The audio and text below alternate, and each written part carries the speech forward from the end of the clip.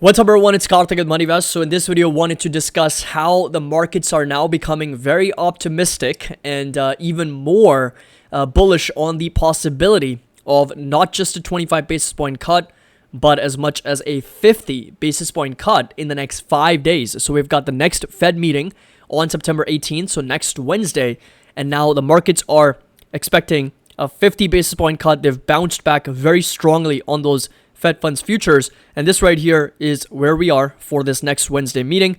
Earlier, we were as much as 90% pretty much locked and loaded for a 25 basis point cut, and now the markets are becoming even more optimistic for the potential for a 50 basis point cut, so increasing the odds of a bigger cut here by 43%. Now, it's almost coming down to a bit of a coin flip between 25 and 50, as the markets are now expecting rates to drop below 5% next week as a potential for a 50 basis point cut. So how did we really get here? I've mentioned this before in my previous video that, the Federal Reserve rate cut is coming. That's going to be a huge policy pivot from the FOMC. But whether we get a 25 or a 50 basis point, that's going to be the big debate. That's going to be the big question. And it wasn't really a question. It wasn't really a debate up until a few weeks ago.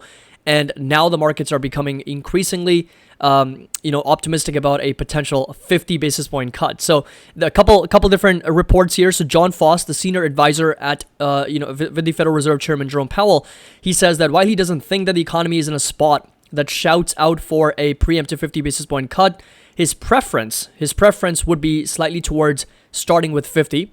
And the Wall Street Journal article also followed by New York Federal Reserve President Bill Dudley overnight, who said that he sees a strong chance of a 50 basis point cut. So those are some of the people that are very close to the FOMC, about as close as it gets. One is a senior advisor with the Chairman Jerome Powell. The other one, New York Federal Reserve President, both advocating for a 50 basis point cut. And that's why the markets have now moved a little bit more towards the 50 up from 25.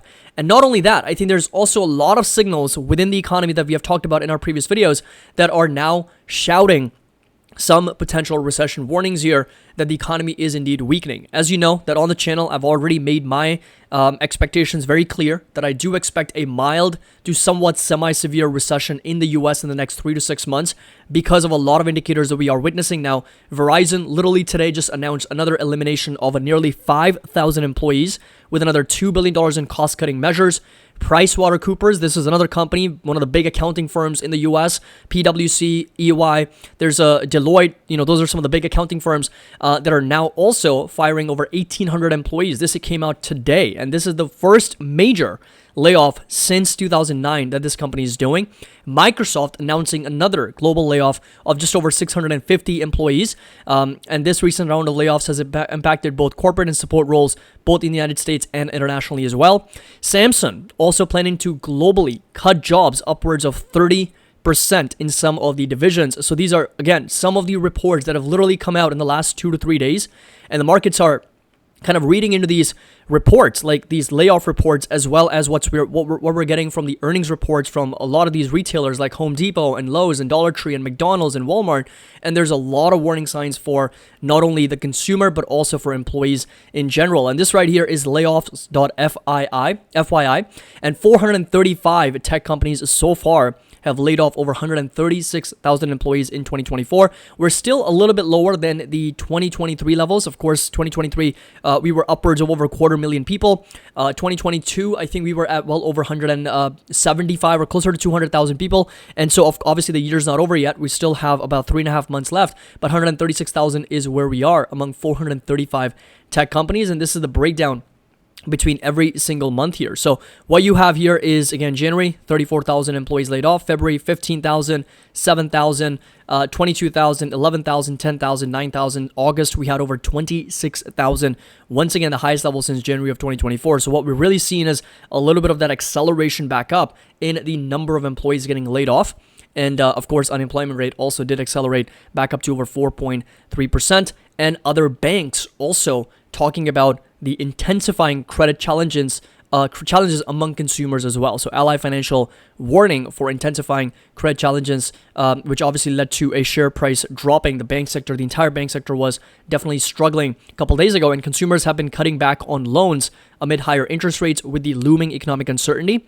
And in July and August, delinquencies and net charge-offs, that is debts unlikely to be recovered, increased by 20 and 10 basis points respectively. And the CFO essentially said our borrowers are struggling with high inflation and cost of living, and now more recently a weakening employment picture as well. So what really happens, it's like a loop, right? So as people start to essentially kind of weather through these high prices, inflation continues to be a little bit more higher than what we are used to seeing, right? So it's way above the Fed's target, and prices continue to increase, right? Groceries alone are up over 20% in the last couple of years.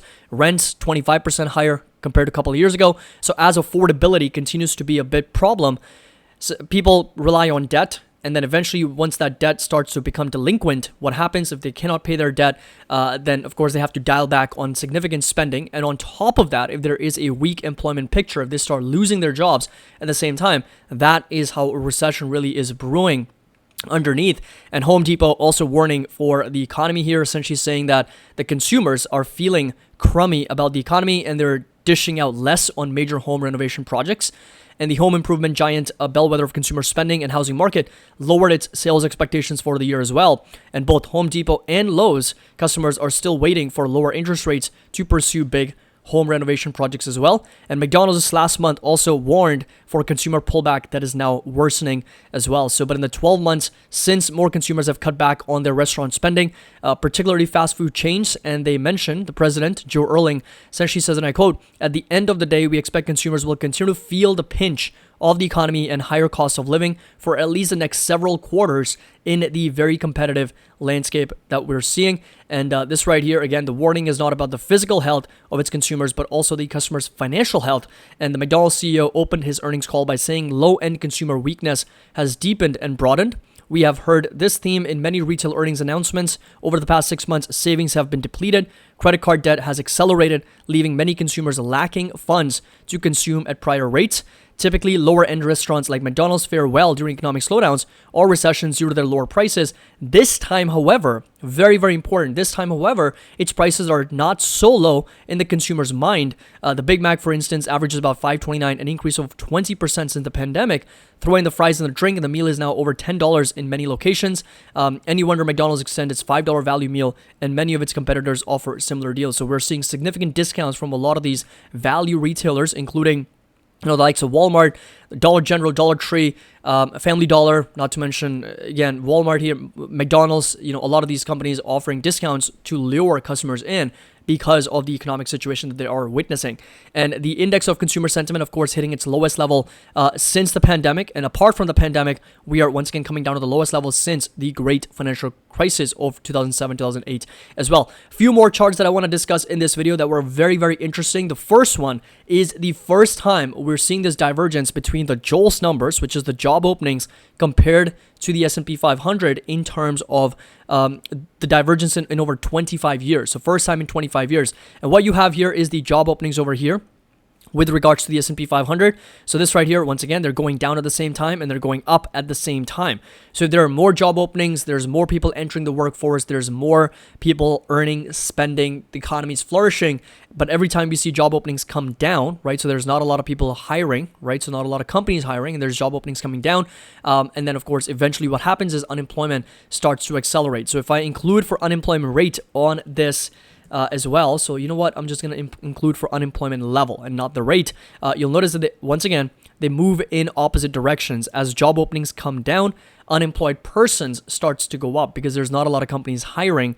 And as a result, unemployed persons go up. And then, of course, the markets come down. This is the first time in over 25 years. What we're witnessing is a sharp decline in the job openings, unemployment rate, or unemployed persons accelerating out a little bit, but the market continues to move higher and higher. And this is why I mentioned that this is a very, at least in the last couple of weeks here, it's been a very concentrated rally. So far, year to date, it's been, pushed higher on the back of utilities, staples, defensive. So the market's positioning, of course, has changed to be very, very defensive. But last couple of weeks here, it's really been a very, very narrow leadership among technology. Nvidia stock, for example, accounting for over 41% of the S&P 500's gains on, I believe, Wednesday. But the bottom line is that this right here is a huge divergence that we are witnessing for the first time in over 25 years as job openings continue to come down. Unemployed persons and unemployment rate continues to accelerate further as the market here continues to move up. And finally, this right here is going to be the job openings with regards to the unemployed persons. That number right now is sitting at around 1.07. It's really just dividing those two numbers together. And the last time we essentially saw that crossover was back in 2018, lasted for about a couple years, and then we saw the economy basically explode with unemployment pushing higher, job openings crashing down to about 4.6 million. So that discrepancy was huge. And then, of course, we normalized that level. At one point, we were at well over 12.6 million job openings to about 6 million unemployed persons. So 2.5, almost 2 times job openings per unemployed person. And now we have more or less stabilized as we are narrowing in on this gap as well. So the bottom line is, so what is all the key takeaways from this video? This is the key takeaway in my opinion. I think a recession is coming. Mild recession, I think, is what I'm prepared for in the US economy. Don't know when it's going to start. Don't know how severe it's going to get. Don't know how long it's going to last. I can tell you from historical analysis that a recession does last anywhere from 6 to as much as 12 months, depending on the Federal Reserve, policy, whether they cut interest rates too fast or too late.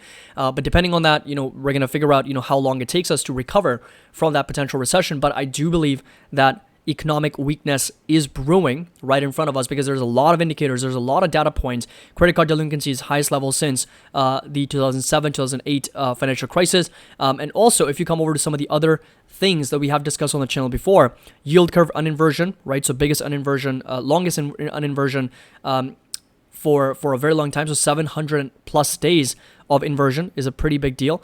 And then we got ISM manufacturing contraction below 50, job openings in the construction collapsing, credit card debt at an all-time high.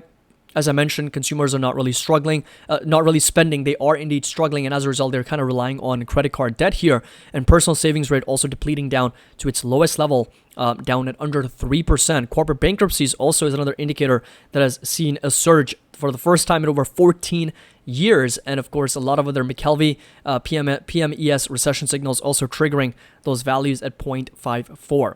So I think it's really important to be prepared. Yes, the markets can give you a little bit of a false hope that everything is fine and we just keep hitting new all-time highs.